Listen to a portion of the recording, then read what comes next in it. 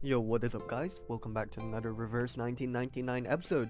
In today's episode we are going to, of course, continue on with a flowing feast, which is the event, of course.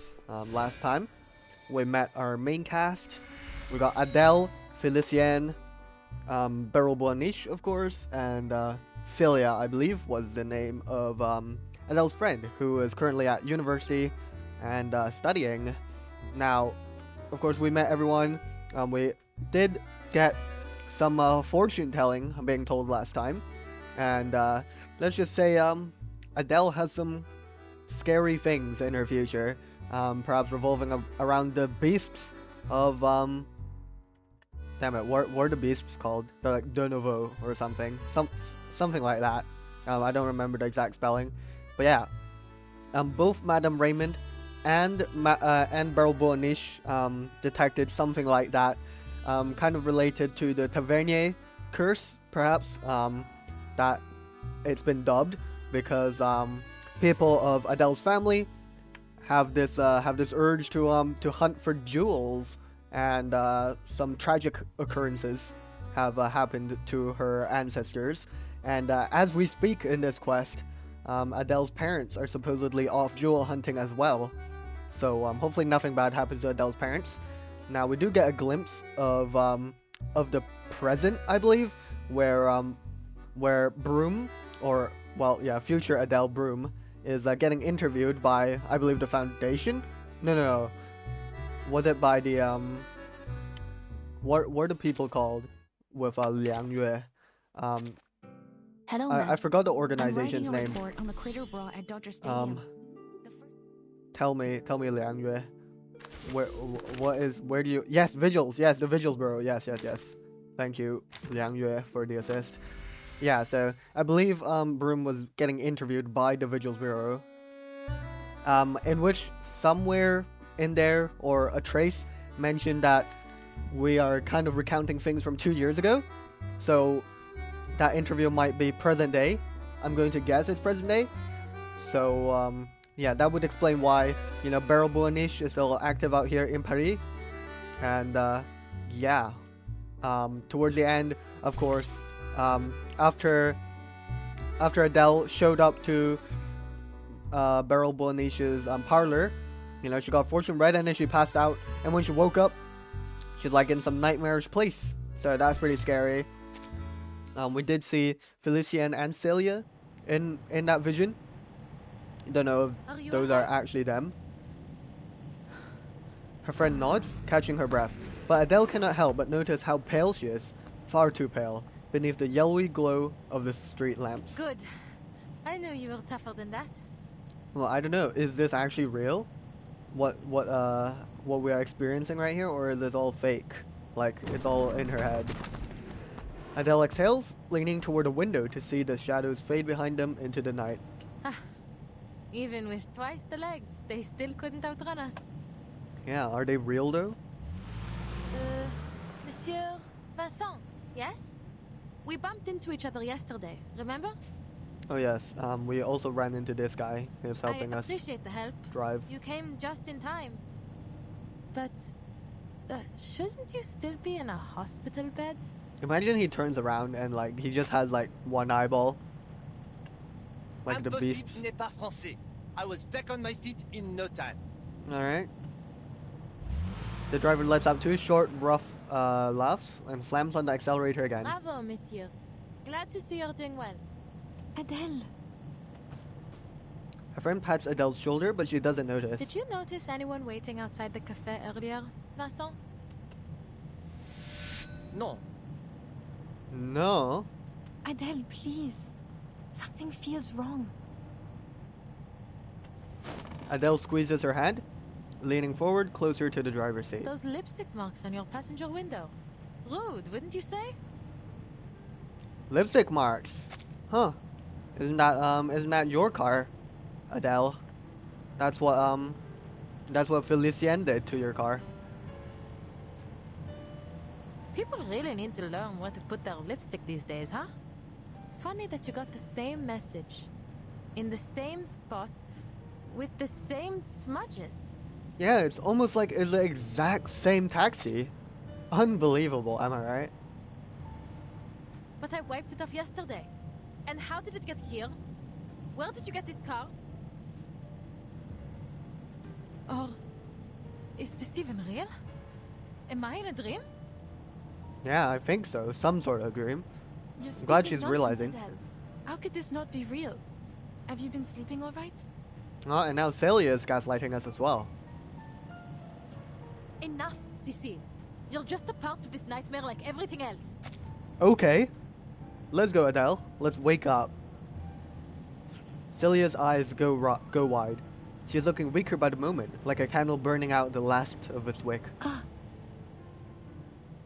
The car isn't moving forward or backward now.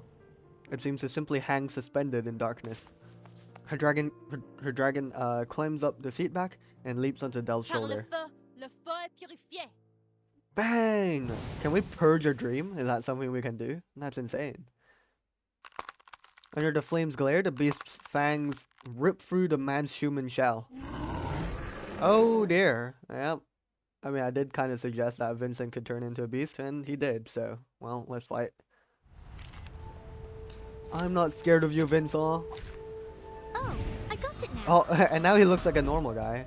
But now there's two beasts with him. Ow. The music's very nice. That was taking a peek inside, sensing their thoughts. Agreed. Alright. Our victory Can we get this comes in one a turn? tide of blood. Nice. Spectacular. Face the truth. Good stuff. Let's That press was on. little meaning, save for the prizes to be won. Alright. What's next? What's next?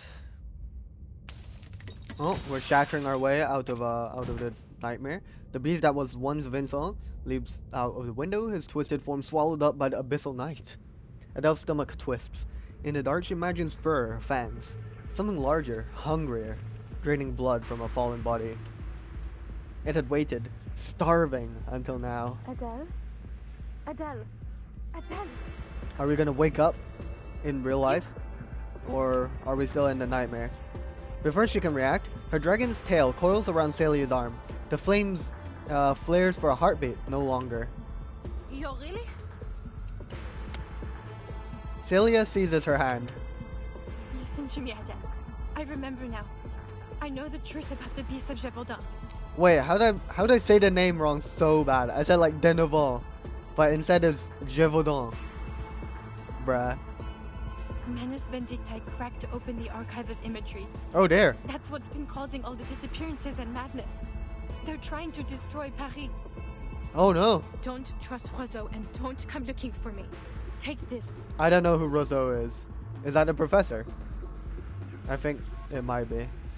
Okay. Something cold drops into Adele's palm. She looks down, instantly recognizing the diamond now hanging from the necklace. A brilliance like that could never be matched. It was a legend, one that should be far beyond her reach. What? Is this the French blue? But surely this isn't the real thing. Yet everything she knows about her ancestral trade screams at her. It's inarguable. This jewel is authentic, but it's too sudden. Who would ever believe a treasure like that could just fall into their hands? What is happening? Just take it. There's so much more I want to say, but just remember this. The archive of imagery must stay closed. Celia forces Adele's palm closed around it. Destroy the stone. Destroy the French blue? Celia! Oh my god, and now we're back in Beryl Bonicia's parlor. Des ténèbres, la lumière. Lumiere! Wait, does Lumiere mean light? I actually didn't know that. Does it? I mean, it makes sense, but... Huh. This changes my perspective about the name of Lumiere in Expedition 33. Anyways. The heavy darkness in her mind lifts. Adele looks around, her temples throbbing. Welcome back. Where am I? You're back here at the parlor. Take a deep breath. Soft couch, bright crystal lamp, gentle scent of incense, and a diamond in her hand. Everything exactly as it was before the cleansing ritual. Even Beryl, sitting opposite, looks down at her from the very same pose she had been in before Adele closed her eyes. Was I dreaming? It's a really vivid Not quite. vision. You plunged into the depths of your mind and uncovered the shadow lurking within. Damn. I saw them. The beasts of Gévaudan at the Café du Flore. So, did we cast the beasts out of my mind then? Did we? It might be too easy. She freezes. The diamond in her hand, it had been a smoky quartz, but now... Zut! This isn't the crystal I chose. This is the one Celia gave me. In the dream. How does that even work? The French blue. But how is this possible? No way the actual French blue is on her hand now. Am I still asleep? Is this part of the dream too? She hears her own voice trembling. Instinctively, she looks toward Beryl, the only one left who might be able to help her. But a glimmer of genuine confusion passes over Beryl's face. Oh no. You must be confused. There was no other crystal. What? That gem was already in your hand when you came in. What? No, we're getting gaslit, bro. We're actually getting gaslit. Oh. What does... Bro, this is so confusing. How could we possibly have had the gem in our hand before entering the parlor? No, this is jarring. This might be jarring. I did not expect so much mystery to be occurring right now. Voices in debate. You're just about to enjoy your Mont Blanc and a rich cup of coffee when the argument at the next table gets louder. They're bothering you, sure, but one person's view does strike you as a more reasonable one.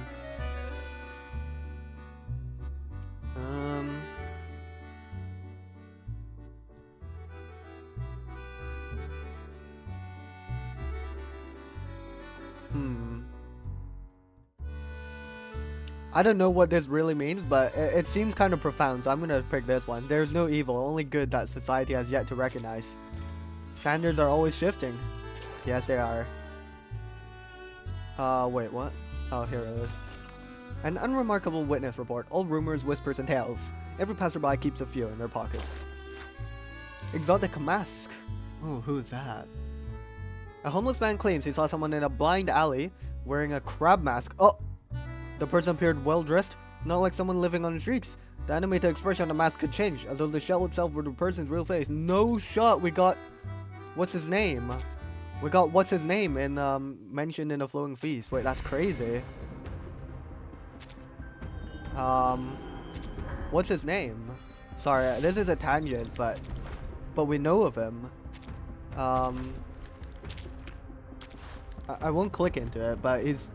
Oh wait, well, yeah, I don't know. He shows up in the Syndrome of Silence. I don't want to spoil the cutscenes or anything, but I mean, if you play the thing, like, he just shows up. My fault. But yeah, crazy that we got mentioned of him. That's cool. I do think that a Flowing Feast and the Syndrome of Silence are roughly happening around the same time, because both of these are in Paris. And yeah, I wonder if we'll see a past storm in this event actually, because there could be, but I don't know, because what's happening in here is quite detached from what we've experienced previously in the main story, because you know we haven't been to Paris before, so I actually can't place this in what did the you timeline. know about Manus Vindicte at that time?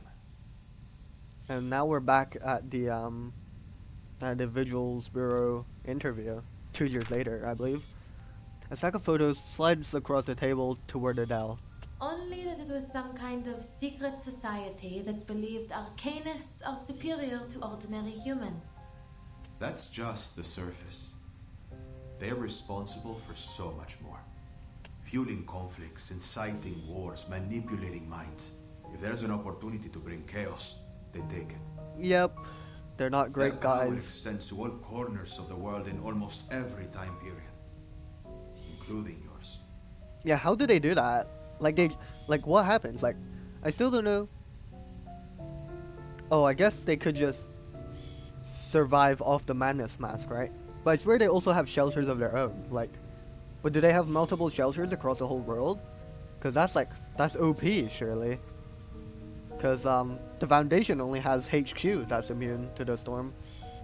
How does madness always have such a big reach across the world compared to the Foundation?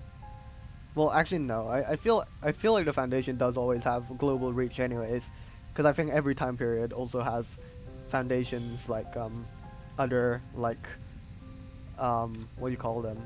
Like other parts of the Foundation are still in every time period, but I don't know. It feels like every time Madness gets reset by the storm, like it's still the same Madness people who are about. Although, although I guess they are recruiting every period as well. So it's kind of hard to tell whether it's like since the beginning if it's the same group of Madness people or like the core survives and like they just recruit more every time. I don't know. I feel like quite a significant portion of Madness are like spread out across the world, across every storm. And then like so that when after when the new era comes, then they can immediately branch out and invite people in. The Hermetic Order of the Golden Dawn. The what? Fall, and what remains of the Rosenkreuzer. Even Carl Jung and Sigmund Freud were associated with them, whether knowingly or not. Interesting. And it looks like you got caught up with them too. You must have encountered them in Paris. Oh. What's a mirror? A black mirror is set down on the desk, its foggy surface reflecting her face in a blur. Miss Tavernier, what you say next is critical. From this moment on, everything you say will be monitored by a lie detector. Why? Why are we getting interrogated? I thought Do this you was like consent? Oh, I guess we can still consent to I this. do. Okay. But I wonder what we're trying to learn here, for like on the Vigil's Bureau side of things, because this is like, I swear this is 2 years later. So like, why are we suddenly bringing this up now, 2 years later? You know. She studies the image of herself while absentmindedly touching the back of her hand. You seem confident I've encountered them, but I really have no clue how I would have any connection with them. Then you've got nothing to worry about. This is your drawing of the diamond necklace you saw in your dream, correct? Damn, that's a really good drawing. The photos vanish, replaced by a rough pencil sketch. Yes, The fingertip points to the diamond pendant drawn on the paper. You identified it as the French blue, correct? Yes. I did. Adele answers without hesitation. The French blue, said to be the most beautiful blue diamond ever. It seems whoever it ends up with meets a horrific end. Really? Is this like a real rumor in real life? First Louis XIV suffered defeats in his Oh. final years. His son was taken by smallpox and France fell into financial ruin. Okay, I don't know. These things are kind of just vague things that occur to people. Like, bro suffered defeats in his final years. Like, what else is he gonna suffer in his final years other than like a natural death, I guess? And then what? His son was taken by smallpox. I guess in the past maybe it's not that rare. And then France falling into financial ruin. I guess. I don't know. I mean that's just France in general though. Like that's not a specific person. So. Oh, or maybe it's like during Louis XIV's rule or something, or like around that time. I don't know. Seems like a chain of coincidences to me, but you know, maybe this diamond does have something to do with it. Then Madame de Montespan, Nicolas Foucault, Oh. Catherine the Great, George IV of England, and Thomas Hope. I'm sure you're familiar, Miss Tavernier. Okay, maybe it's not just coincidences if all of these people also suffered suspicious like occurrences. After all, if it weren't for your ancestors, the diamond would never have come to France in the first place. That's true. I grew up hearing all those stories. then you must also know that it's impossible for you to be in its possession. Why is that? Of course, monsieur. The French blue was recut more than 100 years ago. Oh. The biggest piece became the Hope Diamond. I doubt it retains even half its former glamour. But believe me, at that moment, it was the only conclusion I could reach. Damn. She faces the questioner from her side of the table. The mirror image holds still, untouched by any lie. That diamond in my hand could only be the French blue. Damn. And how did it spawn in our hand? And supposedly it was there before we even entered the parlor. The ticking of the clock rises over the silence of the room. Interesting. You have spent 3 hours studying that diamond, Adele. Damn. The jewel expert still feels frozen in place. Her head tilted, the diamond in her hand, lying forlorn. She's more statue than woman. It's real. Whatever do you mean? No sign of forgery. Weighs around 60, 70, let's say 67 carats. No way we're saying the number 67 in a big 2026. That's funny. And it matches the picture in my family's archives. But how? Is the Hope Diamond a fake? Has the true French blue always been in the hands of the Taverniers? C'est impossible. None of it makes any sense. None at all. I agree. None of this makes sense. There must be something suspicious happening here. She firmly sets it down, her composure breaking as she questions the diviner. Madame Boaniche, what is the meaning of this? Are you playing tricks on me? Am I seeing illusions because of that cleansing ritual? If you insist I arrived with it, then I'm taking it back home. I think she'll be pretty chill with Adele, that. I run a crystal parlor. I neither sell nor possess any such diamonds. I am just as certain as you that I am not its owner. Damn. This diamond, this French blue, it doesn't exist. It cannot exist. And yet here it is before you. It has passed every test. That is really strange. The discussion circles back to where it began. Faced with the proof before her, the jewel expert is left speechless. I don't understand. Celia gave this to me in my dream. How could it be here, in reality? How does something from a dream become real? Yeah. I don't know, man. Dreams often reveal truths greater than our senses allow us to see. Okay, so if it's actually a message from Celia, that still doesn't explain how this diamond got in our hand in the first place. Pearl remains like an island in a storm, still and unmoving, as if the matter were self-evident. The material world is a result of contraction, shattering, and reconfiguration of Pneuma on its descent through 4 primary spiritual worlds. Okay. Everything we see is a mere manifestation of its true form. If destroyed in this world, it will yet persist in the spiritual world. So long as the idea of it remains, it may return to the world of matter through an emanation of Pneuma. So we just manifested the French blue into existence? Perhaps this diamond in your hand is the idea of it, manifested for a second time. Like the beasts of Gévaudan? Kind of? Is that it? I think I'm kind of understanding the mechanism here. The diviner's reasoning is flawless, but her words only leave Adele more lost. But how? All I did was see it in a dream. Insane dream, I guess. She clenches her fist, feeling the pricking of her nails, wondering if this too could be another dream, but all she feels is needless pain. So if this dream made the diamond real, why only it? Why not my friend Celia? She was there too.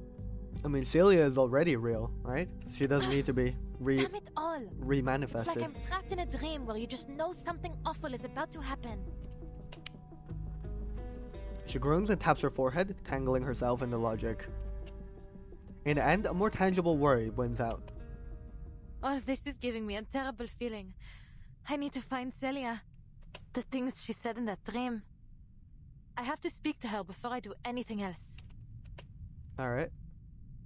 She presses down on her dragon's head before it can lunge at the diamond, a momentary respite from her growing concern. Would she be at the campus now? Or still in the field? What if Maybe she's I at the should wait for cafe? her at her place. But what if she's at the cafe, the cafe au fleur, or whatever it was called? She lets her eyes wander as she thinks, coming to a sudden realization that there's an answer hanging right in front of her. The cafe! Madame Boaniche, you couldn't do a divination to tell me where Celia is now, could you? This diamond came from her, so you can trace it back to her, right? I mean, I guess. Sure, we can try that. I am afraid not. Oh. Though it may be a fine material for divination, it will not provide the vision you seek. If we are to find your friend, we require an item she has often used, or something dear to her. Do we have something like No that? problem. I just need to pick something up for my place. Please, madame, would you wait here for me? I'll be back in 30 minutes at most. Alright. She bulbs up from her seat and makes for the door. The diviner smooths his skirt and rises to follow. I am sorry, Adele, but I must close the parlor now. No, come to our place.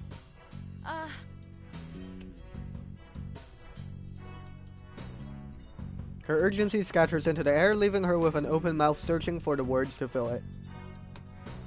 Then I... But I am willing to take a little detour on my way home. If I can be of help. Yes, thank you, Beryl Buanish. It takes Adele a moment to process, then she beams, springing to her feet to hold the door open for the diviner. An even better plan, she reasons. Thank you. I mean, sorry for taking up your evening. Yes, how much do I owe you for the divination? I was about to consider if Adele's just gonna run away after the divination for free. That'd be kind of crazy. Think nothing of it. For As free. I said, the door was opened just for you. She did say that.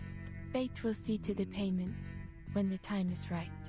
What? No, we're gonna get like divine payment extracted from us. Wait, so Fate is the one paying you? Not the client? So what, you work for Fate? Wait, how does she earn money then? I work for Fate? She's also confused. The driver is startled to see her offhand remark actually make Beryl pause to think. I have never heard anyone put it quite like that. She offers a polite smile as she locks the parlor entrance behind her. Allons-y. Let us see what your friend and my employer has in store for us. We're calling Fate our employer now. That's kind of funny. No, if Beryl Bonige doesn't take money from her customers, how does she earn money in this world? Maybe she just uses the power of her employer to win the lottery or something, so she just doesn't have to earn money. Alright. Alarm's ringing. A city of leisure, the only people that ever seem to be busy are the operators and the police. Hello? Yes. I need to report a missing person. My Aunt Mary. She's the youngest among the elders in our family. She's a quiet person. She's always reading poetry we don't really get, but now she's disappeared. We can't find her anywhere. All her belongings are gone too. Her clothes, her books, her baking supplies. Who would take all that with them?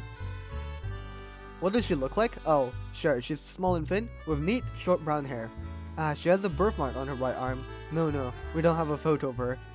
Yes, we checked every album. I think it's strange too, but there isn't a single picture of her anywhere. She's a part of our family, so I don't know why she's not in any of our group photos. Wait, what do you mean you can't help? Too many missing people with no proof they exist? What does that even mean? Huh? This is suspicious as well. How does someone just disappear? from existence.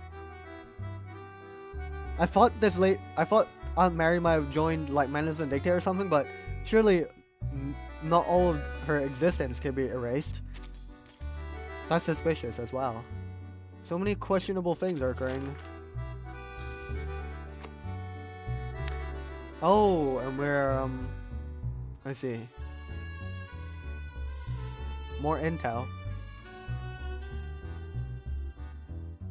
Yeah, I don't know what this is. It seems like we're collecting intel on the people, like the Manus Vindicta people in Paris, maybe. Part 9, the Seer.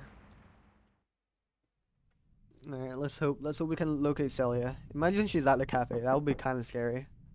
Celia? It's Adele. Are you home? I thought not. Adele turns to the next door, pulling a key from her pocket. I live right across the hall. There must be something of hers in there. Alright. Here we are in her apartment. Her little apartment is festooned with almost as many ornaments as a parlor of crystals, just with less glitter. Uncut stones, exhibition pamphlets, city maps, sewer maps, an assortment of repair tools. Come on, Sissy, you must have left something here. Among the stacks upon stacks of odds and ends, Meryl's eyes land on a framed photograph. Ah, this is her, is it not? The two of you seem very close. In the black and white photo, the figures feel alive. One little girl gleeful, the other is so nervous she's nearly out of frame. Almost like sisters, actually. My parents were always traveling, so her family often took care of me, making dinners, that sort of thing. That's kind of sad on her part, you know? Like her family just always like being away. Adele answered Beryl's questions as she pulled open drawer after drawer. Looks like the quiet type, doesn't she? But she's hugely ambitious underneath it all. She's certainly set her sights higher than I ever have. Ah, come on now. When I don't need them, they're all over the place. But now... Aha! Will this do? What do we have here? From the bottom drawer, she lifts out a stack of letters. The stamps are from all over the world, though the envelopes themselves look the same, each bearing a single neat missive. To our daughter, Adele Tavernier. Beryl picks one up for a closer look. The stamp's edges curl slightly, yellowed, mismatched against a fresh white envelope. Madame Boniche? Adele looks to her with urgency, but finds a worrisome response on Beryl's face, a knowing look, as if she can see right through her. What's wrong? Letters. Yes. They would do nicely. Wait, but aren't we divining for Celia though? So why would be divining off of her parents' letters? I mean, has she also read the letters or something to connect her to it? Celia. Beryl glances at the empty drawer by Adele's feet, the least conspicuous spot on the well-used desk. It is little wonder Celia came to be like family to you, with your own so often away. Right. Not that I mind, really. They've hardly been around since I was little. I see. Shall we begin? Let us find this chosen family of yours.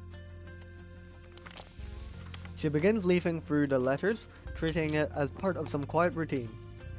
Her eyes lose focus, but her hands keep moving, tracing every letter, searching for the invisible gleam between the lines.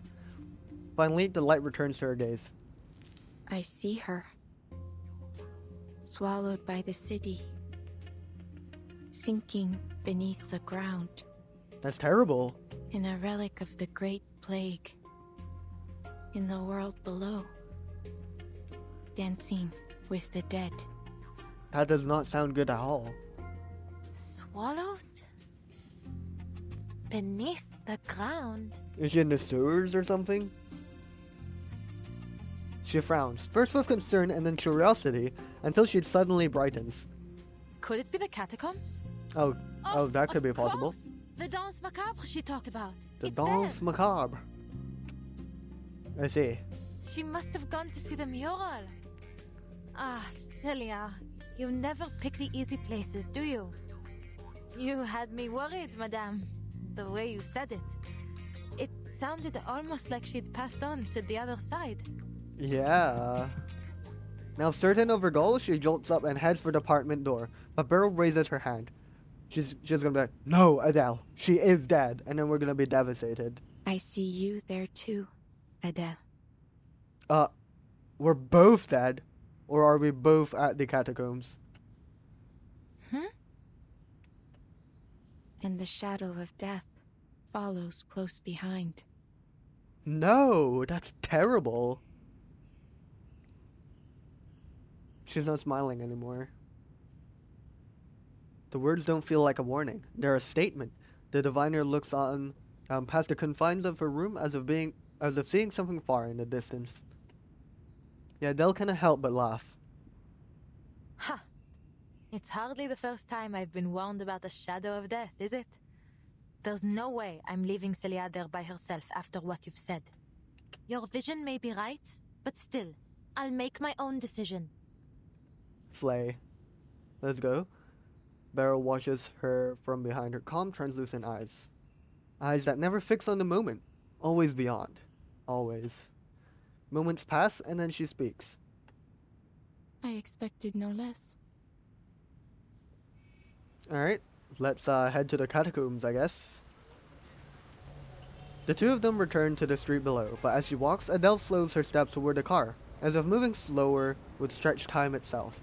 Though she may have some idea of where her friend is, she's only grown more confused. Madame Boniche, if you'll pardon my asking, can dreams be controlled? How so? Like Think manipulated? first of The matter dreams? as the lower form of spirit, and spirit as the refined form of matter.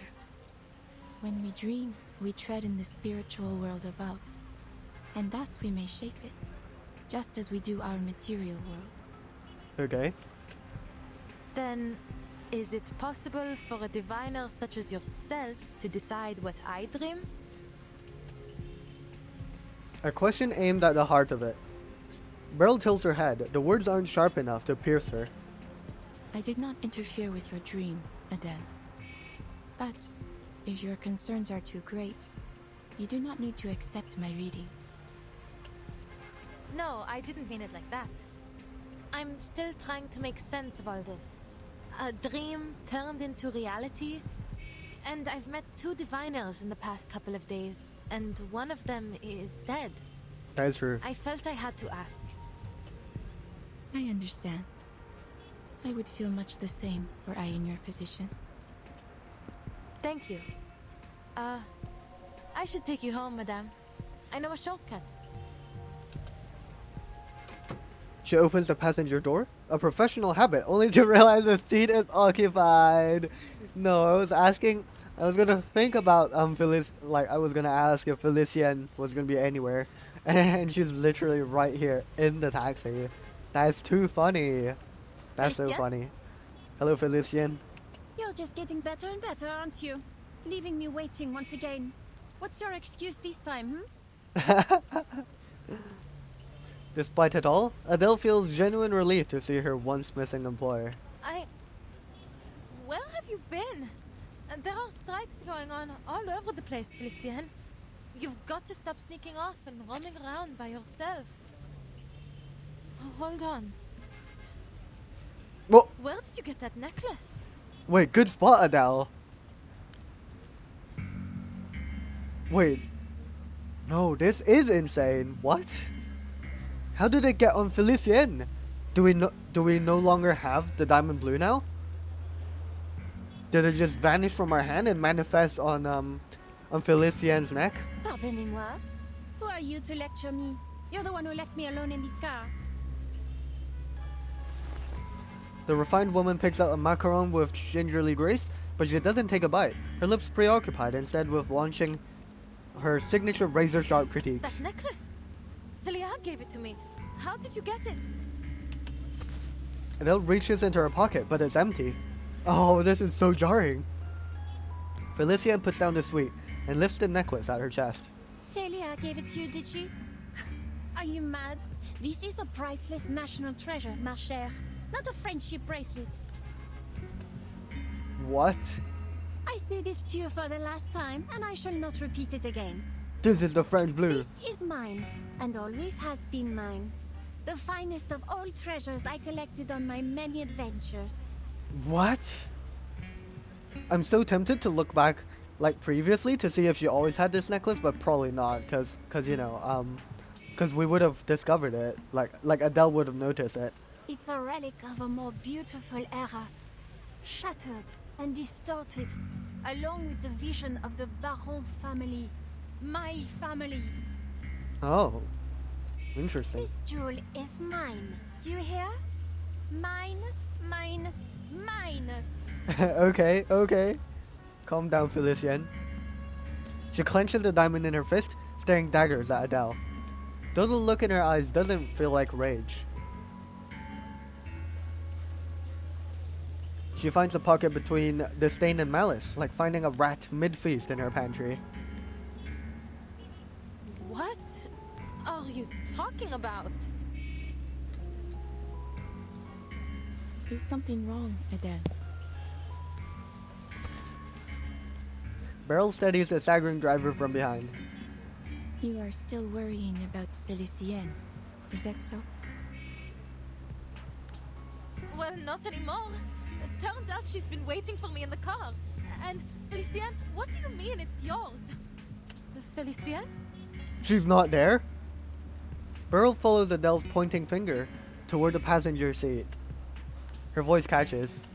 There's no one. No, we're actually My schizophrenic. dear, there is no one in your car. We're actually schizophrenic. Where's the necklace now? Is it on our hand again?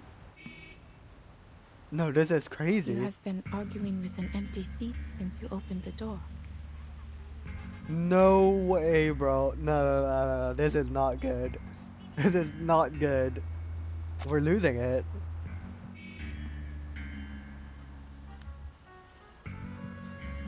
Adele blanks, mind and tongue stammering at the colliding dissonance of what was and is.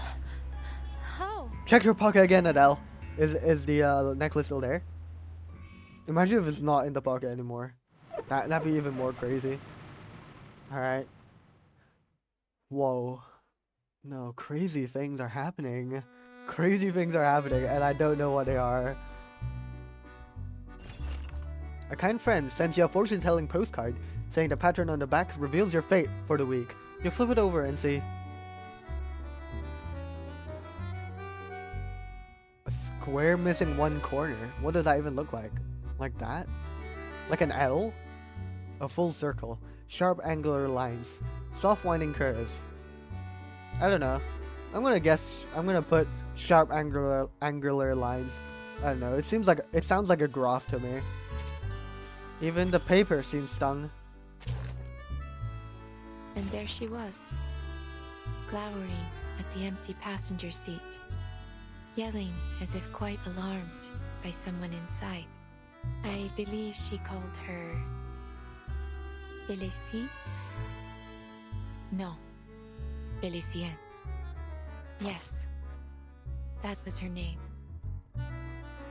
Indeed, I once knew a Felicienne as well. Really? Like pre-storm? What if Felician was recreated by the storm as well? Do you believe it's the same person? Well, it is far from a common name. That much is certain. Ooh. But then such a coincidence would border on theatrical, no? I should like to think that fate has more elegant ways of crossing my path with brooms. Though, of course, it is possible that fate favors the comedy of the absurd. That said, the Felicienne I knew would not take well to being mistaken for just any Felicienne. Oh. Before the Second Industrial Revolution, the blood in her veins was more prized than liquid gold. She's of noble birth, isn't she? Like Felician of the Baron family. If what she said in Adele's vision was to be believed. Indeed. Her family was once renowned for their command over thunder and lightning. Damn. Though their influence faded when humans learned to harness electricity for themselves. Even so, the fortune her ancestors gathered would keep the family running for another 2 centuries. More than enough for our Felicienne to live a truly opulent lifestyle. So she comes from a time before the storm. Precisely. When she was born, this storm had not yet begun. Not that it matters much, you see. In times like these, those born before the storm often still cross paths with those of another era. Yep. Just like you and your friends. And myself and Brune. She's been reversed. Yes. The Felicienne I knew disappeared long ago. Absent a miracle, I doubt anyone will ever see her again.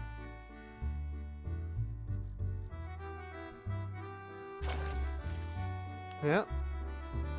I mean, it doesn't confirm that our existing Felicienne is a recreation of an existing person in the past, but at least there was a Felicienne that Bearable and Niche knew, at least before the storm. All right, part 10, Paris in hysteria. That's not great, is it? We don't want a whole city in hysteria. Let's see what's up. We are so schizo. Adele forces a broken smile to her face. Madame Boaniche, as much as I appreciate your humor, now really isn't the time for it. Where did she go?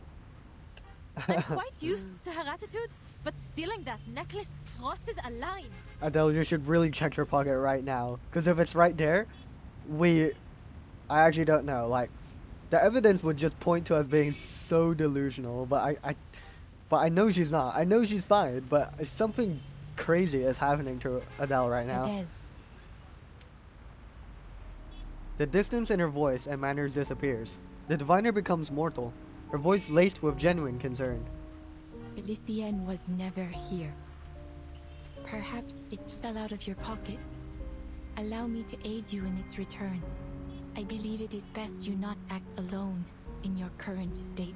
Yeah, I think we need a real person who is not being afflicted by delusions right now, or whatever these illusions or things I've are. got it now. She didn't come to your parlor today, so she must have gone somewhere else, and she's been waiting in the car ever since. No wonder she got angry and stormed off. She fidgets with her sleeve button, desperate to escape this farce. Aïe, c'est trop. What a day. I think it's better we speak again another time, Madame Boaniche. Would tomorrow work?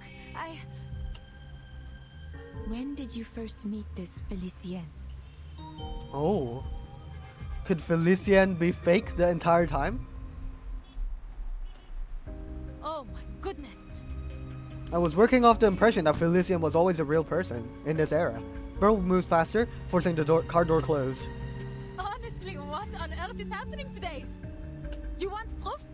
I'll give you proof. Madness. Never thought I'd have to actually convince someone that I worked for that terrible woman. Wait, is this true though? Adele has actually continuously worked for Felicienne the past like some amount of time. Cause Adele mentioned that she's worked for Felicienne multiple times before. So has she just been delusional this past few months or so? Is this a result of the Tavernier curse or something? Interesting. She rummages impatiently through her pockets until she finds her wallet. Do we have like receipts or something? It was raining. She started complaining about the mud on her shoes the moment she stepped into the car, then insisted we head straight to the Champs-Élysées. Okay. You know, wealthy young ladies like her are always generous with payment. I often have to take time out of my evenings just to count all her tips. That very first day, she even gave me some gold francs as keepsakes. I've got them in here. Alright. Now, I kind of expected this to be empty, but I don't know. I think I saw a meme of this somewhere about people, about people's like pull currencies, and this is what they had. So, but seeing this is really funny. And also very worrying, because Adele might be delusional, because everything that Felicien gave her, just doesn't exist. Her face twists in disbelief as she flips it open and closes it again. Not a single coin or bill. Wait, we're actually broke. We're so poor. I must have put them somewhere else. No, we're actually so Give me a moment delusional. to This check is the not car. good. I've got other proof too. Ah, the macaron boxes. There's a full one somewhere, and her hair, little bits and pieces she left in the car. For a brief moment, she accepts the absurd conclusion. Felicien never existed. I remember that day. That day, her every recollection of Felicien takes on a strange blur, as if she were viewing them from behind a fogged up windshield. I must be tired. It's been a long day. It'll come to me soon. Beryl strokes the back of her hand, gently urging her to let go of the empty wallet. But there is nothing to remember. Oh, it's all in our head.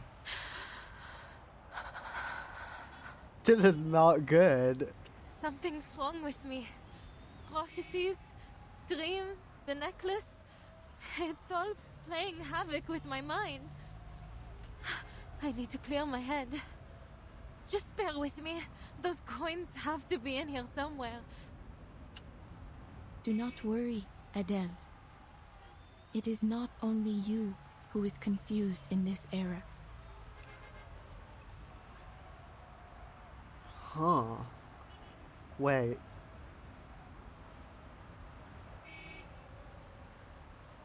Huh. I don't know, I just had a thought after Beryl said this.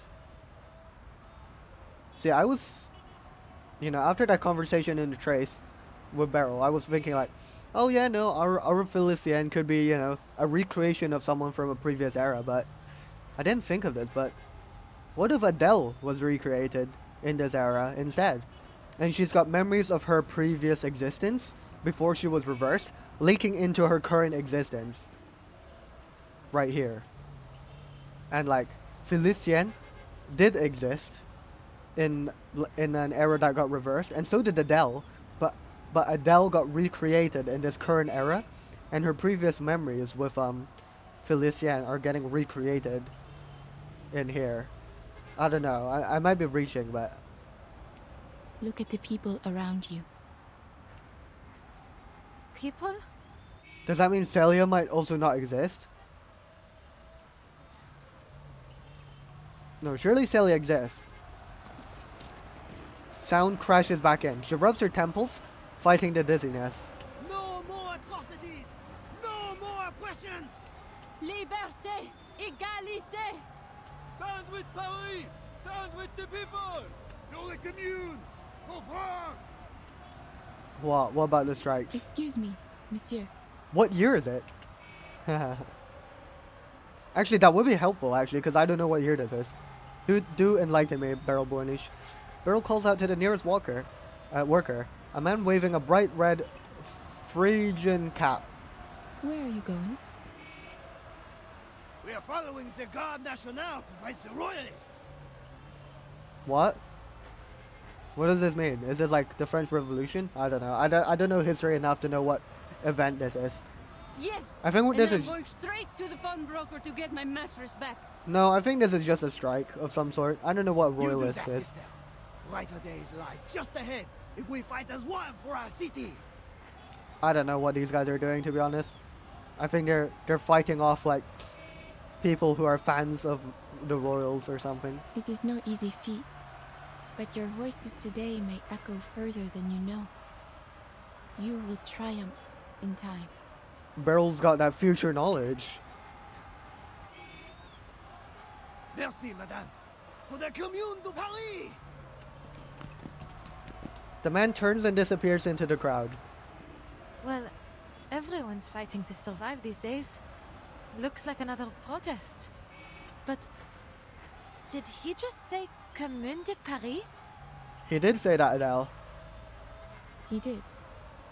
In their minds, this is the burning summer of 1871.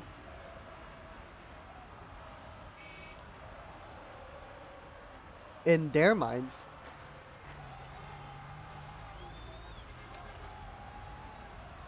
Those almost transparent eyes again. People's thoughts pass through her like light through crystal. Beryl reads them but never bends to them. Wait, now I'm confused. Is everyone here convinced that it's 1871? But then Adele doesn't think it's 1871? So this era isn't 1871? But why does everyone think it's 1871? But then, I'm confused. Unconscious thoughts, countless in number, are converging upon this city. This is a volatile time indeed. Some worry for their missing family and friends. Some are terrified by ghosts and spirits.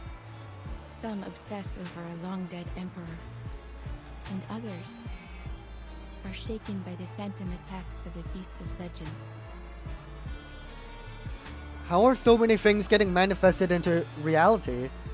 The edifice of reality is shaking. Chaos has been invited into its foundation. But why? How is all of this happening now?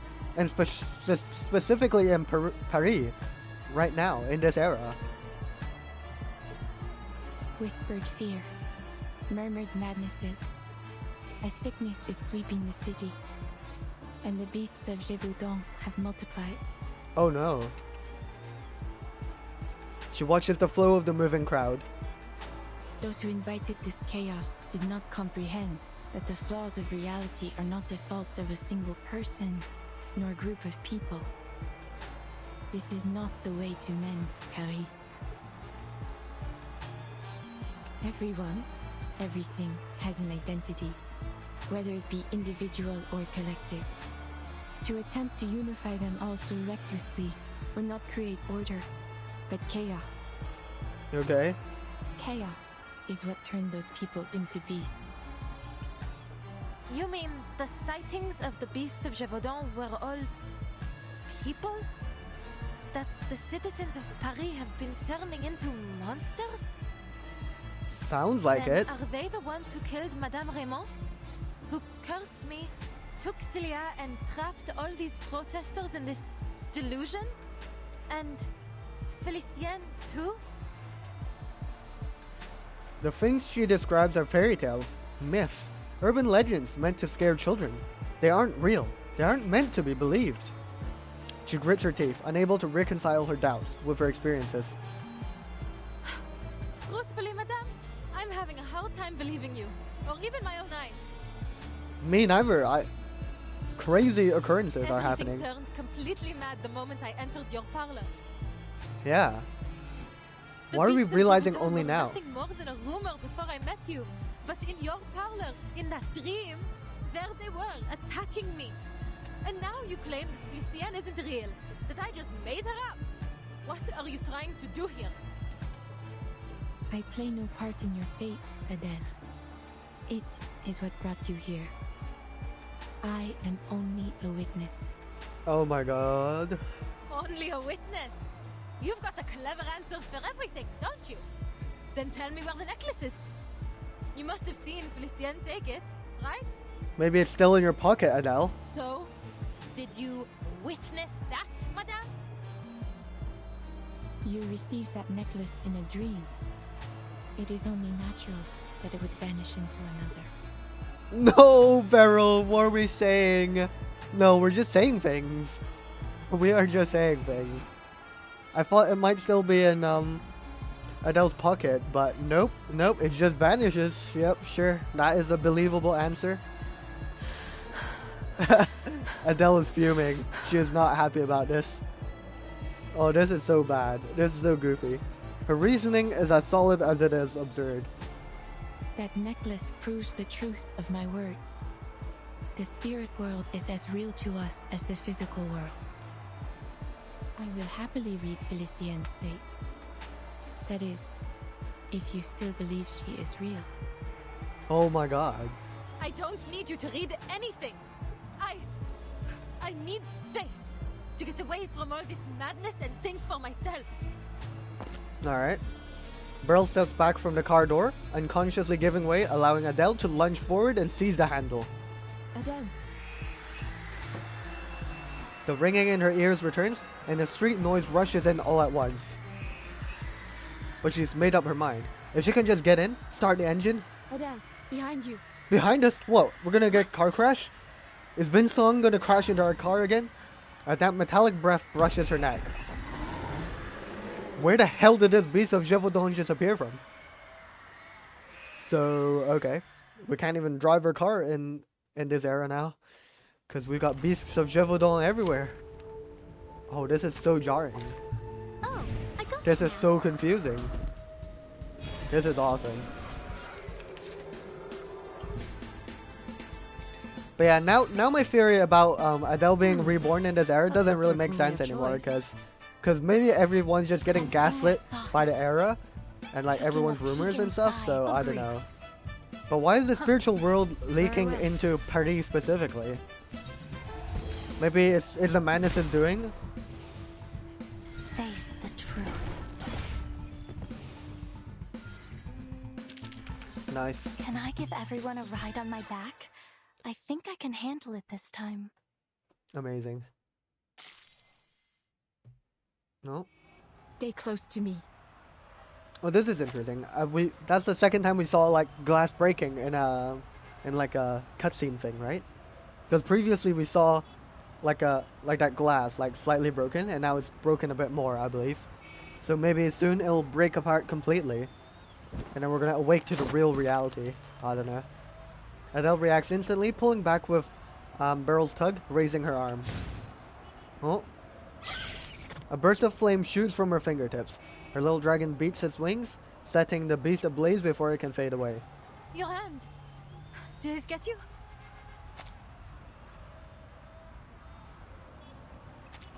Bon sang. This is no dream. How did they get here? Shouts rise from the nearby crowd. Adele gasps, scanning the street. Seeing no second monster, she finally exhales. Is that what you meant earlier? The diviner nods faintly, blood running down her now paler skin.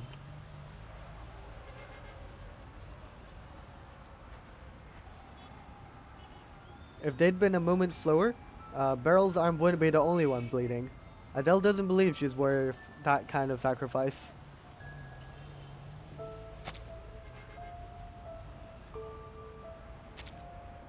Maybe you do have a point. At least about the beasts of Gévaudan. She opens the car door, searching inside with purpose before handing Beryl a handkerchief. Here, take this. It should help with the bleeding. I can't just leave you like this. You'll have to come with me, madame.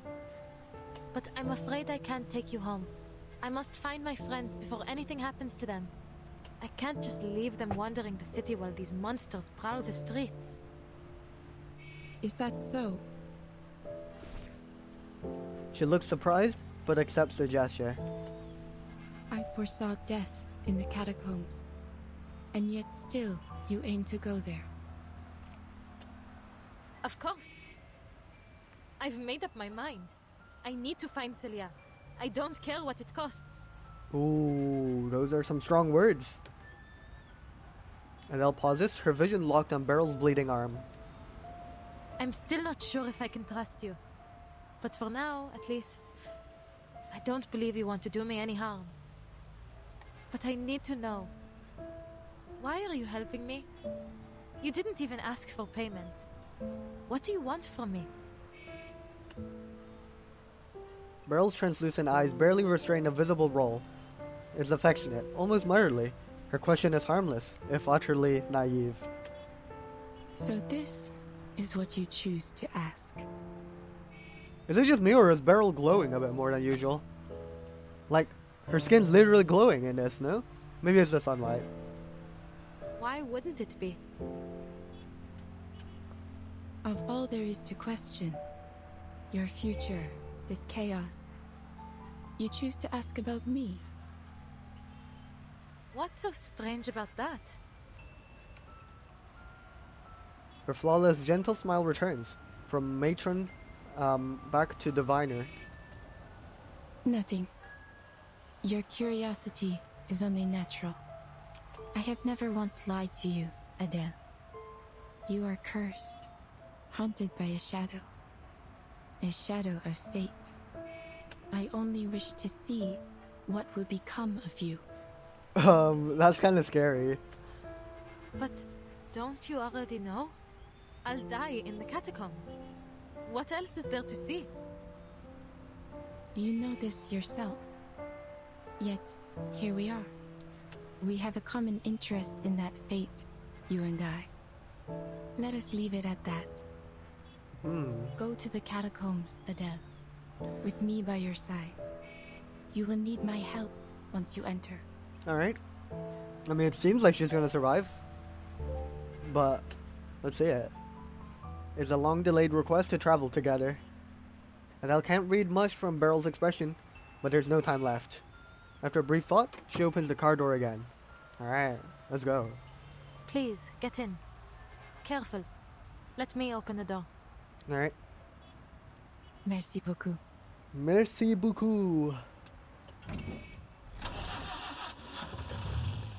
Thank you very much. The Peugeot 201 slips through the crowd, turning down the quiet street toward its destined end. Alright. Wow. Yeah, I just don't know what's going on. I mean, did Beryl ever say that Adele was gonna die in the catacombs? I know she said she foresaw death, but... or like dancing death or something. But like, I don't think she ever specifically said that, you know, Adele's gonna die. And also, I'm considering, like, what if Adele does die, but Broom gets reborn, or born, you know? What if, like, you know, I don't know, bro. I'm making some weird theory here. So, I don't know. I feel like it's already been kind of disproven, but if we assume that, like, Adele is, like, recreated in this era, then perhaps she was previously Broom in another life.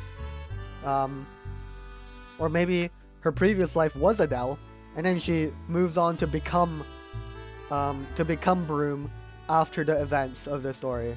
I don't know. Or maybe there's some other reason. I mean, Broom could just be the name that she picked for herself for due to the Foundation, right? Because everyone picks a name when they join the Foundation. Chants from marches and protests echo through the streets. You begin thinking about the roots of this era's unrest. Those surges of fear, anxiety, and anger. Perhaps they come from...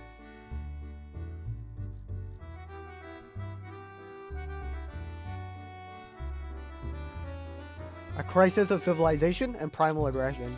Monkeys wearing clothes, nothing more. Damn. Who's there? Thievery is a craft that demands both courage and skill, but above all, luck. Stay away. Are we seriously waiting all night? I'm not sure this is worth it. Trust me, Paul. This is our big chance. I saw him go right in here.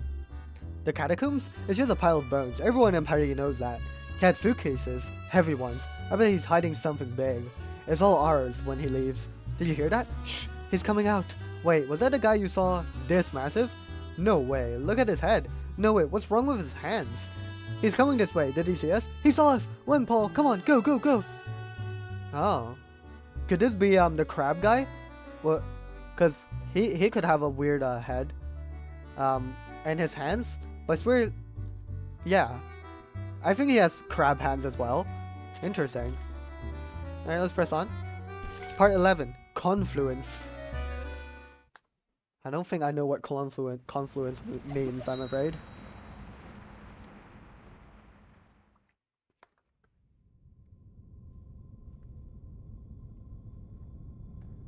What's going on in the catacombs? Bricks and soil several stories high shut out the sunlight above.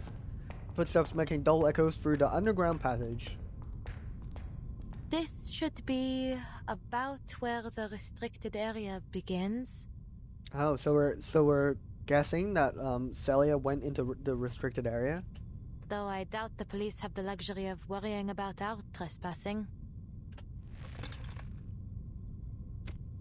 Alright. The carvings inside the lampshade emit a steady, faint light, bathing the tunnel in a soft glow.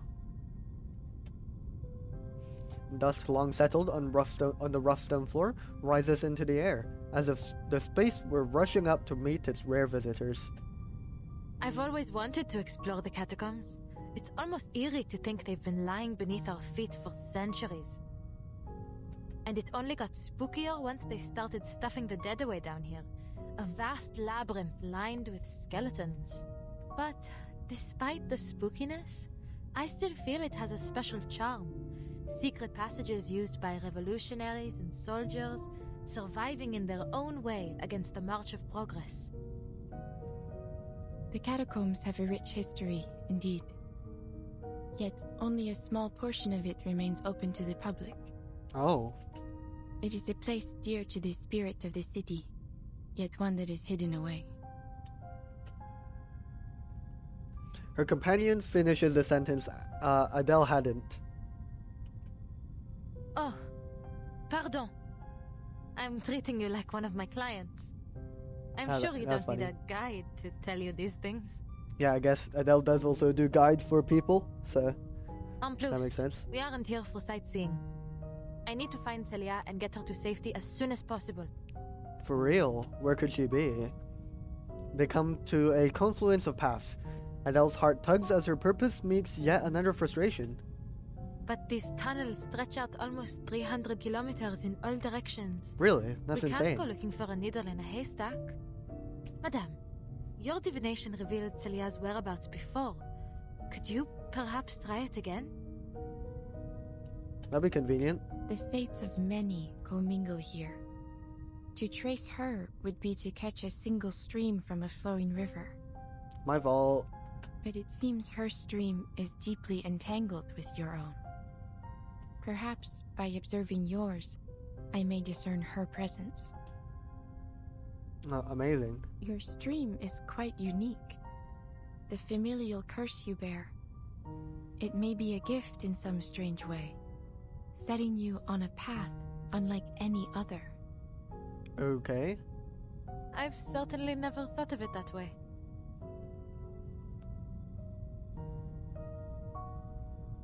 Though in saying that, she finds herself back in the parlor of crystals, weighing her attitude toward fate, her dismissal of it. She shakes her head and sighs. But you're saying you can track her, n'est-ce pas? Hopefully. It will not show me where she is, but I will gain some sense of where she has been. Awesome. So we can kind of trace like her footsteps, kind of, in the catacombs. Génial. Better than Génial. searching blindly. Beryl nods, her crystal pendulum and emitting a dim light.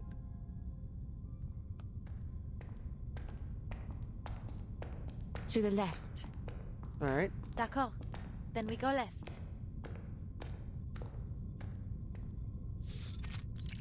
Fork in the road in the catacombs, okay? They turn another corner, and the next corner ahead looks much the same as the last. Wait. I should leave some sort of mark. Genius idea. We should do that. Adele picks up a stone and scratches yet another arrow on the wall. Wait, is this like kind of like vandalism? Can we do that? We've been walking for a while now, but we still haven't found anything. Forgive me, madame, but are you sure your divination? Are we looping around in here? Oh, my fault. Look. The fruits of your search. Okay. What have we found? Following Beryl's gaze, she catches a silhouette flicker at the far end. Oh, is that Celia? She crouches, raising her hand slightly, ready to strike with her flames if needed. Adele watches guardedly as the figure steps into the light. Celia, is that you? Who's there? It's Professor Rousseau. Oh, a fellow explorer. What luck. You see, my headlamp's gone out and I've been separated from my students. Shoot, he's gonna recognize Adele. And Celia told us not to trust Rousseau in the dream, so I don't trust you, buddy. I wonder if you might help me get to the surf. Wait, you? Are you not that same young lady from yesterday? I don't know what you're talking about. Who are And you? Madame Beryl Boisniche. Damn it, he recognizes both of us. No, we're so cooked. We can't trust What on him. earth are you two doing here? We don't trust you. You're a beast of Gévaudan for all I care. You know each other? No, don't feed into it, Adele. Adele looks back at Beryl, but her suspicion washes up against her calm composure. I have attended a number of Professor Roseau's lectures. His ideas are most intriguing. Oh. Cool. Beryl's introduction is cut notably short, but it hints all the more at how wide her influence reaches. But this man himself does not earn any trust for being an acquaintance's acquaintance. Was Celia with you, Professor? I've been looking for her. It's serious. I tried calling the campus, but no one answered. Celia? She was supposed to join us today, yes. But I'm afraid I haven't seen her.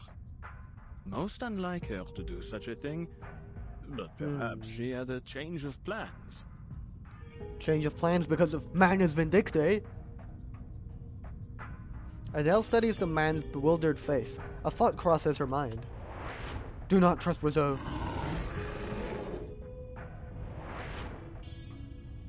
Forgive me. Huh? What? Did that person look like... Oh.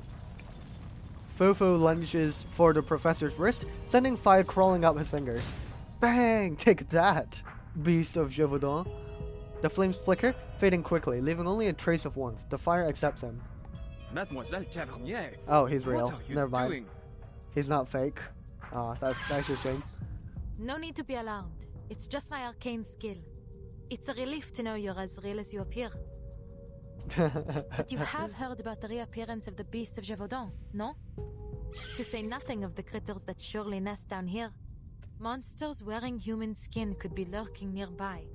We can't be too cautious. Honestly, her arcane skill is pretty helpful in situations like this. I appreciate the warning. He brushes away imaginary ashes from his sleeve and resumes the prior conversation.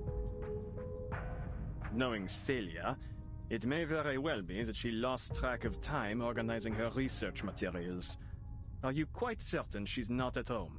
Yep, we checked, buddy. That does sound like her. But I went to her place. No one was there. Or rather, no one answered the door. What if she was there and she just didn't answer? In all likelihood, she's in some cafe with her nose buried in a book. Oh, But mademoiselle, why is it that you are so concerned with finding her? cafe mentioned. It's as if you're certain she's in some kind of danger. Yes, we are quite certain.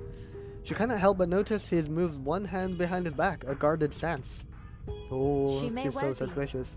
Madame Boaniche has had a premonition. They go over a brief account of the prophecy, the nightmare, and the necklace that serves as proof. I don't know. I feel like he's in on it, bro. Maybe he did something to Celia, and so he's testing the waters to see what we know, to see if he needs to dispose of us or something. When she finishes, the professor exhales softly before bursting into laughter. Yeah, he's so suspicious, bro. Madame Boaniche, forgive my bluntness, but you've been indulging this mademoiselle far too much. Scurrying about down here? What this young lady needs is a good rest. Yep, I knew it. You're so suspicious, bro. That's why she told us not to trust you, Roseau. It is her will that brought us here. He turns to Adele, pity mingling with paternalism in a single toxic facade, as if she had only been some babbling child pointing at a monster beneath her bed. Mademoiselle, I know you're a dear friend of Celia's and worried about her safety. But you mustn't let yourself become paranoid, especially with all of this hysteria spreading through the city as of late. Are you saying I'm making things up? That this is just some kind of mania? It isn't! Absolutely not! How else could you explain the necklace? Oh, the necklace. There may be many explanations. Many, indeed. Though I fear, in the worst case, that you've been under the spell of this mania for much longer than you realize. Think, mademoiselle, this necklace you were given in this dream of yours. Where did it go? Where is it now? I mean, he is asking some real questions here. It was Felicienne. She... Felicien doesn't exist, potentially. Adele hesitates mid-step. Bringing up her vanishing employer would only make the situation worse. I remember. I saw it. She wrings her memory like a dry sponge. At the end of the tomb's darkness, she spies the same fur that had haunted her dream. Oh! Beasts! Watch out! We're under attack by a beast of Gévaudan. The furry shadow screams and darts away, its cry louder than her gasp. Alright, well, it's time to fight, is it? Alright, let's fight. I'm surprised that Professor Rousseau did not turn into the beast. I mean, I guess he did get verified for Adele's ability, but I don't know. He's still suspicious though. What was taking a peek inside? Sensing. Agreed. Our victory comes in a tide of blood. Alright. Nice. One more. Though it may come with pain. Good stuff. Spectacular even. Yeah!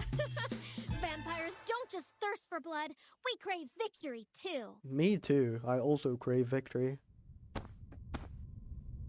Amazing. Please, mademoiselle, those were simply ordinary critters, not mythological beasts. I'm afraid my verdict stands. What you need is rest, my dear. The man shakes his head in regret, casting an apologetic glance toward Beryl. As much respect as I may hold for the art of divination. In fact, my own field of study overlaps with it quite a bit. Ultimately, divination is but a tool, and an auxiliary one at that.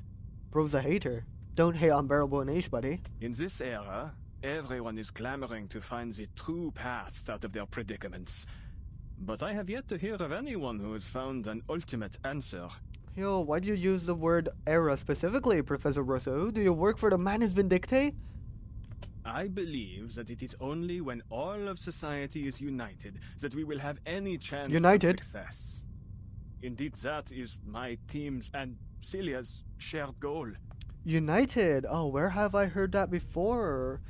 It's almost like the plans of Manus Vindictae, Professor Rousseau. Isn't that crazy? There are, of course, those who claim to have found the secret to creating such a society. But they are nothing but imposters. Little do they know that the lies they spout are destined to backfire, causing suffering and disaster as they too are devoured into the collective unconscious. We must make our own decisions. Wouldn't you agree, Mademoiselle Tavernier? I suppose you have a point. I mean, he does have a point there. His words seem to be against all her desires, to the contrary, painfully earnest, and the anger rising in her chest fades. Don't fall for it, but the calm itself is revealing. She has never been this quick to anger before. But I'm certain something is wrong. And that's exactly why I'm here. Adele glances back to the narrow tomb passage, where she spots the shifting darkness once more. It draws closer, sharper, until it solidifies into a familiar figure. What, Celia? Oh. Celia? Oh dear. That is not good. Don't go! That might not be her, Adele. Are we seeing things again? The shadow flickers and vanishes without even relighting her lamp. Adele runs after it. Oh dear. That's not ideal. Attendez, mademoiselle! Please, don't venture off alone. That's too late, buddy. She's already venturing off alone. The light behind her fades, and with it, the shouting of the professor. Oh dear. Where are we going? Well, I guess we'll find out in the next part. Let's do one more part before calling it. But yeah, no, this is so interesting, you know? It's very, very thought-provoking. An unremarkable witness report. Okay, another witness report. A boatman on the Seine says he saw unusual blue flames near the riverbank one night. They disappeared when he got closer. He insists he's never seen will-o'-the-wisps in all his 20 years on the river. Must be Manus Vindictae. It must be.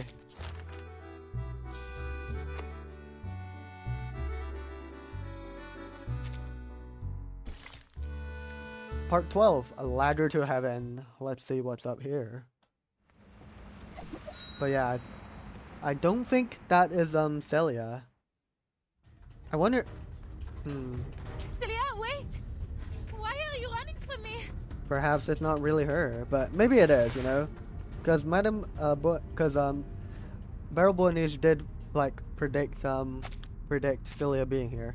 Chasing the blur, Adele turns another corner and stops, A startled. dead end. Oh. Her relit lamp reveals nothing ahead of her but tightly packed bricks. How could this be? It's almost like she's not real. Where did she go? Oh no, behind you! No! Adele, why are you with them? Is that you, Celia?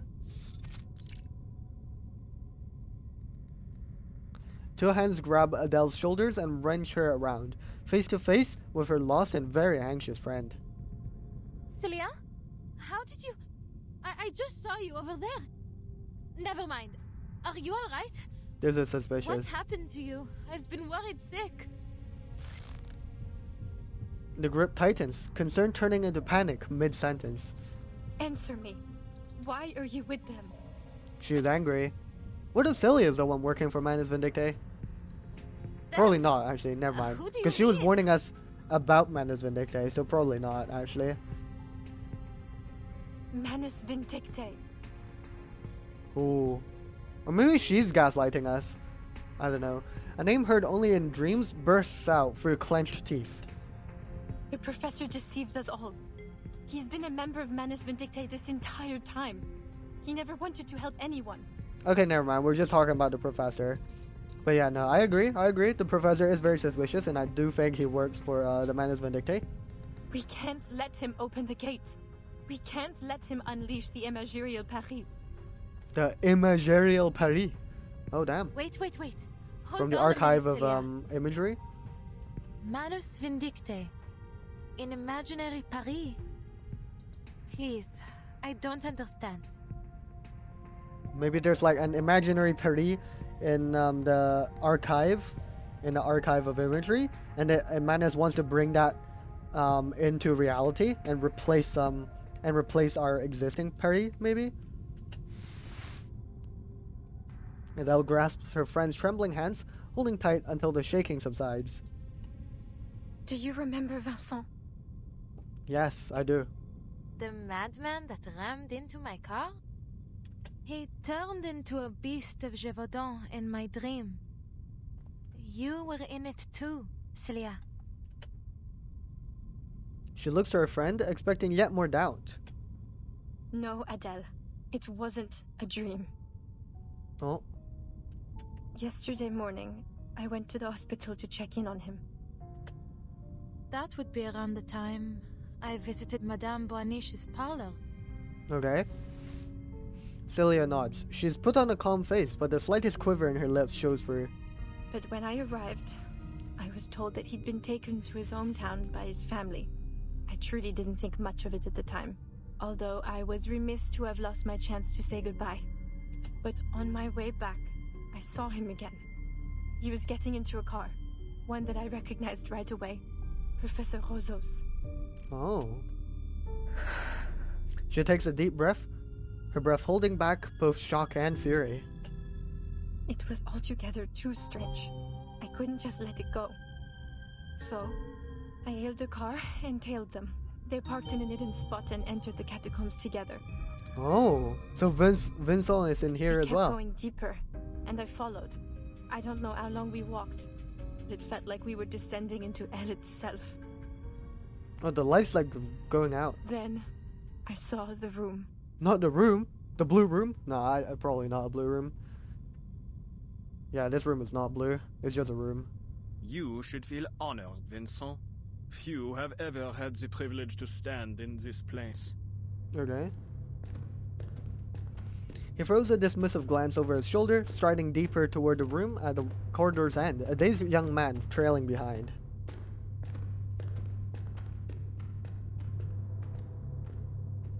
Moments later, the hidden young woman peeks around the corner. Where are we? The strange light spilling from the entrance stings her eyes, unnervingly bright.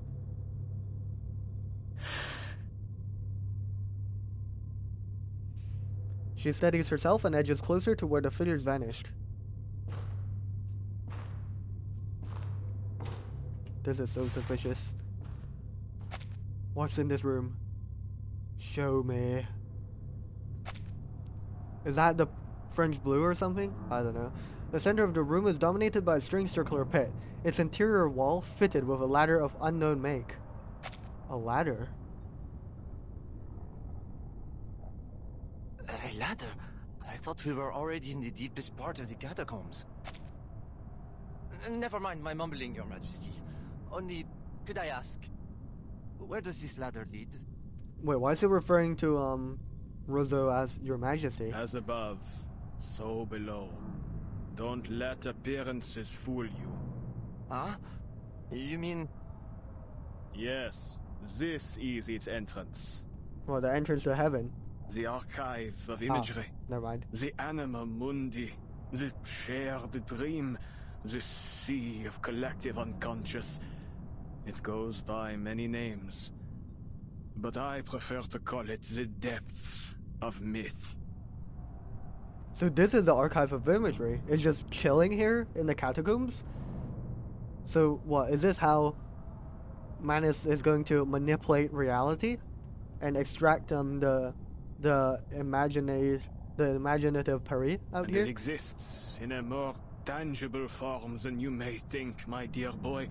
In fact, it is right in front of you. My god! This is beyond my wildest imagination. For now, it is but a small crack in the veil. Nowhere near enough. Okay. We must open the gateway. If we wish to restore the glory that once shone on this land, we need a far more radiant light. Like the brilliance of the sun of Austerlitz. Okay. He stares downward, his eyes reflecting the brilliant, flickering light below.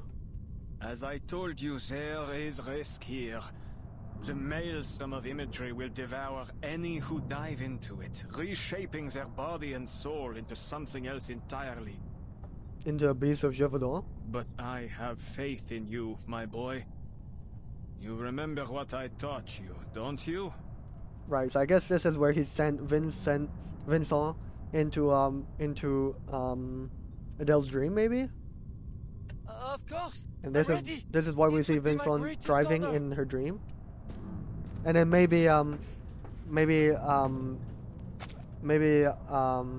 Celia also jumped in.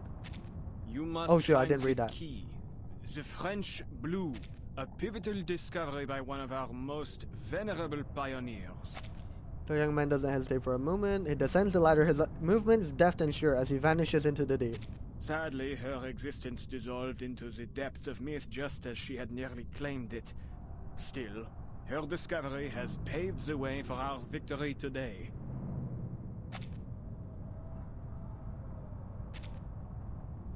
Okay. But who was this pioneer? Together we Was will that like a build tavernier? bridge between the material and spiritual realms, one that will guide us toward a more perfect world. Have you found it, Vincent? Oh dear. Oh dear. Bro got transformed. The young man reappears, but where his hand should be, he instead grips the side with a pair of massive lupin talons. Oh dear.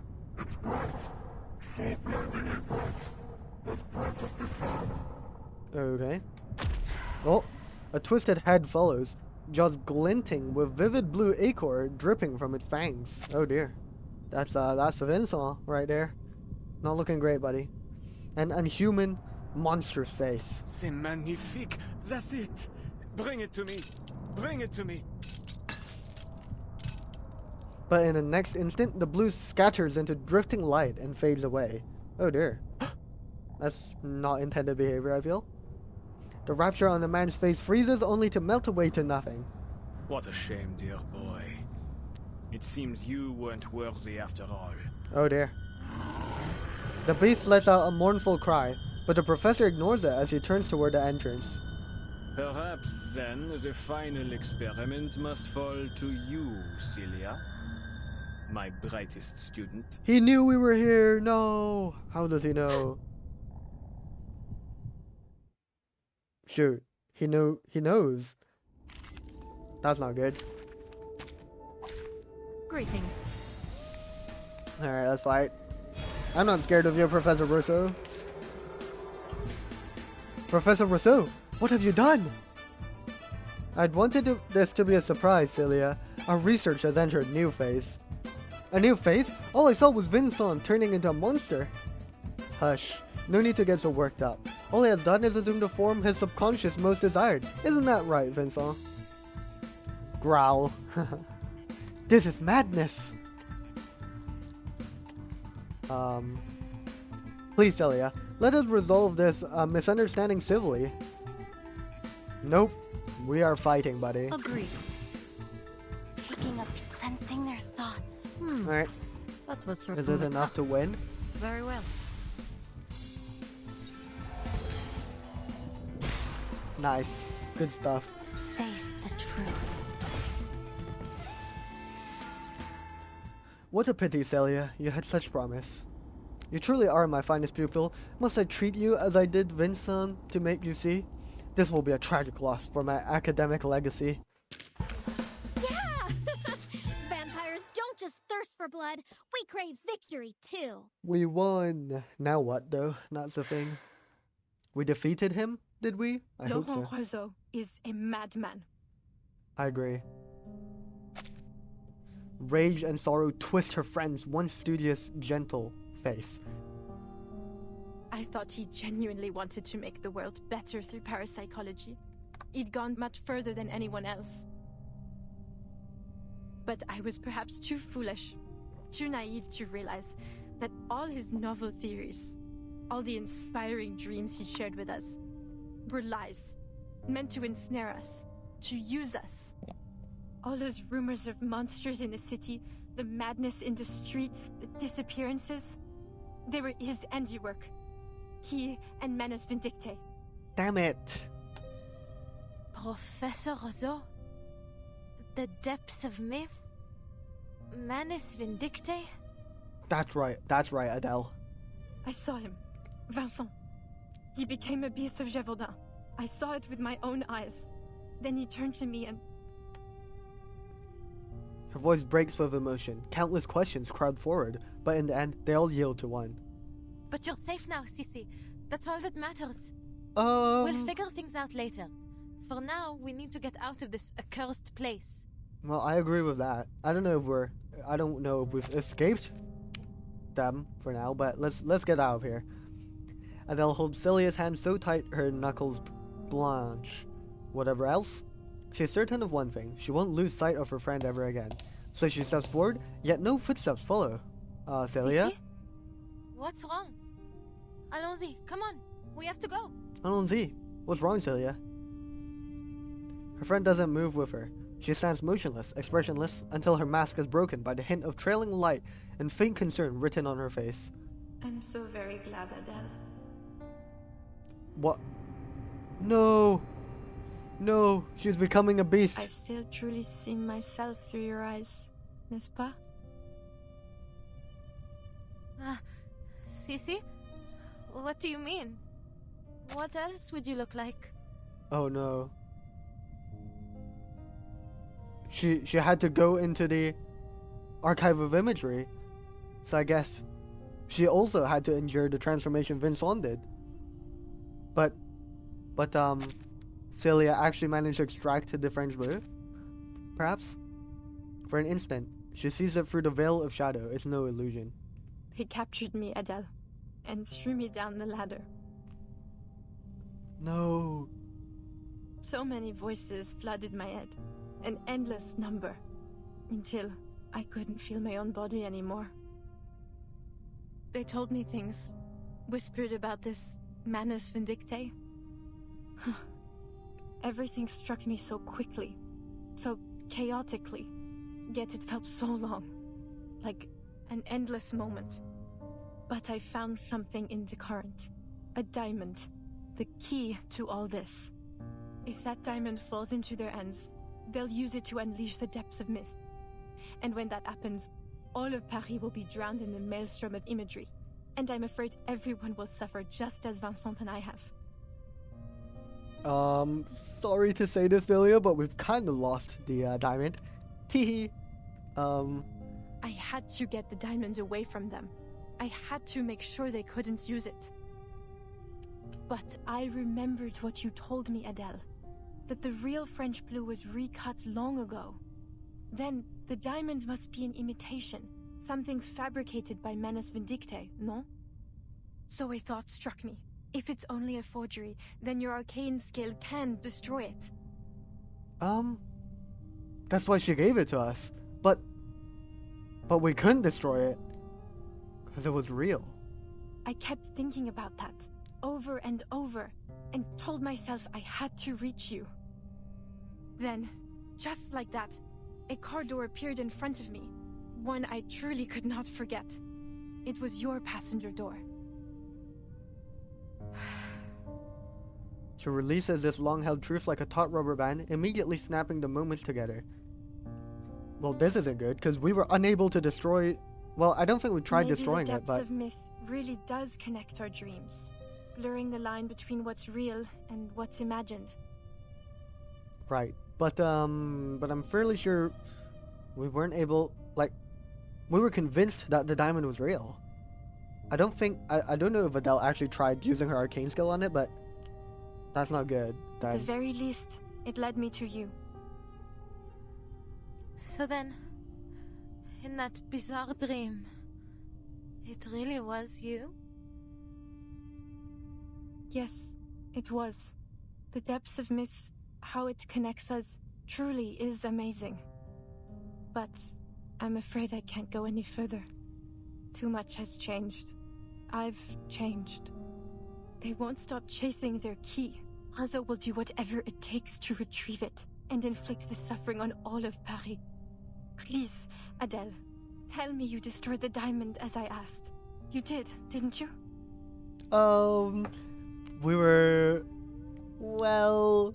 We were like, whoa, is this the legendary French blue that we've never seen before and was cut 100 years ago? And then we were like, wow, this is real. And then we lost it after seeing Felician. Sorry, Bessie. We're actually cooked, bro. We're actually cooked. This is so bad. She clutches at her, desperate for an answer. But Adele is a loss for words, unable to summon up an explanation without stammering. It was all so strange and confusing. I was worried about you. And I thought the diamond might be the only clue as to where you were. So I didn't destroy it. It should be with Felician now. Felician. Quelle horreur. You can't mean that, Felician. What do you mean, Celia? What's the problem now? That's right. I told you about her over dinner. No, this is terrible. I see now. They're all fake? Listen to me, Adele. Felician is an enemy. She's with Manus Vindicte. No! No! Gosh darn it, bro. They got us. They actually got us, bro. Wait, at least that means Felician was real, right? It means we weren't delusional. It was just a Manus Vindicte person with like special illusion tricks or something, right? I don't know. You mustn't trust her. She's more dangerous than she... Oh, God. Oh, who is that? Whose hand is that? No! How rude. Felicia! You really ought to reflect on your choice of friends, my No, chérie. Felician! I've no patience for personal slander. No! And she's wearing the diamond on her neck. No! She's dead! She's dead! Celia's dead. It's cooked, bro. It's cooked. What do we even do at this point? Like, Felicia just shoved her hand through Celia, bro. It's cooked. It's cooked. Like, It's insane. We just did like everything incorrectly, and then we just got cooked. It's over. Well, we tried our best. Now we gotta try and salvage the situation. Harsh critique. A few words of advice for Arcanists who've run out of options. The Sun King's favorite. During Louis XIV's reign, life for most nobles of the sword was tough. They had to live at Versailles and follow elaborate etiquette to show their loyalty to the king. Earning even a small amount of royal favor meant extra rewards and yearly salaries, which helped them manage their debts. However, some families refused to exchange their swords for robes. Old aristocratic families with arcane bloodlines continued to flaunt their unique arcane skills. The Baron family was one of them. Once commanders of thunder and lightning on the battlefield, the Barons now performed parlor tricks at banquets to gain social status. As time passed, their wealth dwindled. After the Napoleonic era, these noble families found themselves deeply in debt, often selling off their possessions to survive. Investing in business became more common and was no longer seen as disgraceful. Fortunately, the rise of aluminum gave Monsieur Baron the chance to apply his arcane skills to this new industry, bringing his family a steady income. But their success didn't last. As new weapons and a new social order emerged, human technological progress made low-output arcane skills obsolete once more. Electric lights and wiring became commonplace, and the Hall Herald process made aluminum cheap, wiping out the Baron family's last viable business.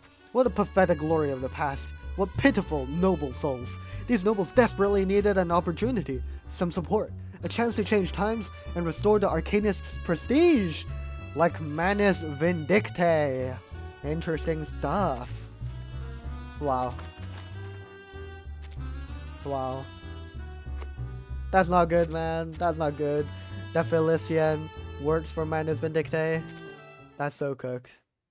Yeah, and Celia got a hand shoved through her body. Like, that's just not ideal. Like, that's just not great. I mean, I know she was like still a beast of Gévaudan or anything, and it didn't seem likely that she was gonna, you know, leave the catacombs, but still. That is most unfortunate.